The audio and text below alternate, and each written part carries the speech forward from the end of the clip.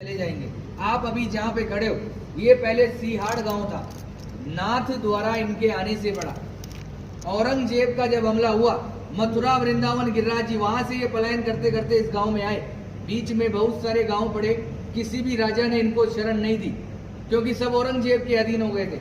आपने बुक और पुस्तकों में पढ़ा है, मेवाड़ कभी किसी का गुलाम नहीं रहा है। यहाँ आते आते इस गांव में रथ का पहिया मिट्टी में बस गया, ना तो आगे जाए और ना ही पीछे जाए। ये है गंगाबाई, जो श्री कृष्ण से रूबरू बात करती थी। पीछे है ब्रिजवासी, ये है पंडित दामोदर जी, और ये मेवाड़ के राजा राज सिंह। यहाँ से 28 किलोमीटर दूर एकलिंग जी महादेव का मंदिर है।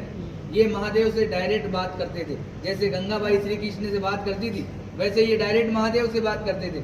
जब इस गांव में रथ का पहिया मिट्टी में फंसा, तो गंगाबाई ने श्री कृष्ण से पूछा, प्रभु क्या लीला है आपकी, ना तो रथ आगे जा रहा है ना पीछे जा रहा है। तो श्री कृष्ण जी का जवाब आया, मैं किसी के कारणवश यहाँ आया हूँ, यहाँ के राजा को बुलाया जाए और मेरे लिए मंदिर का निर्माण किया जाए।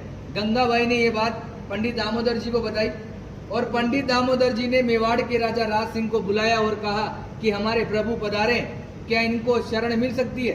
तो राजा राज सिंह ने जवाब दिया, मैं मेरे गुरु आराध्य से पूछता हूँ, अगर वो इजाजत देंगे तो मैं मंदिर का निर्माण करवाऊंगा। ये महादेव के पास गए और बोला, प्रभु आपके मित्र और सखा पधारे, क्या इनको शरण मिल सकती है।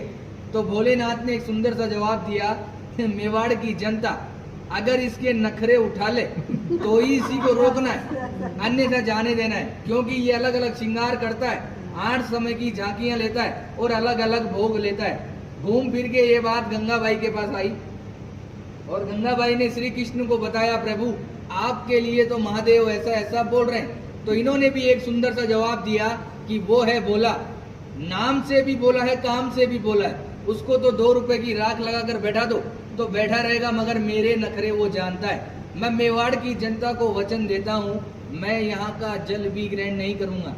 आज भी जल यमुना नदी से आता है, सीधा मंदिर में रखाया जाता है, मंदिर में जो झारी जी भराई जाती है, और उसी जल का जो प्रसाद बनता है वही ठाकुर जी ग्रहण करते हैं। आप लोगों का जो प्रसाद होता है वो बाहर दिखाकर बाहर ही बांट दिया जाता है। कहते हैं किसी के कारणवश ये आए।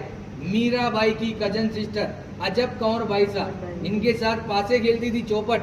श्री कृष्ण को पता थी कि आज मेरे साथ ये पासे क्यों खेल रही है, मगर श्री कृष्ण जी जान चला के हारते गए और अजब कौर बाई साहब को जिताया और बोला कि मांग तुझे क्या चाहिए। तो अजब कौर बाई साहब ने कहा कि आप मेरे मेवाड़ में पधारिए। आज 350 साल हो गए ठाकुर जी को यहाँ विराजते हुए, 150 साल बाद अपन भी जीवित रहे।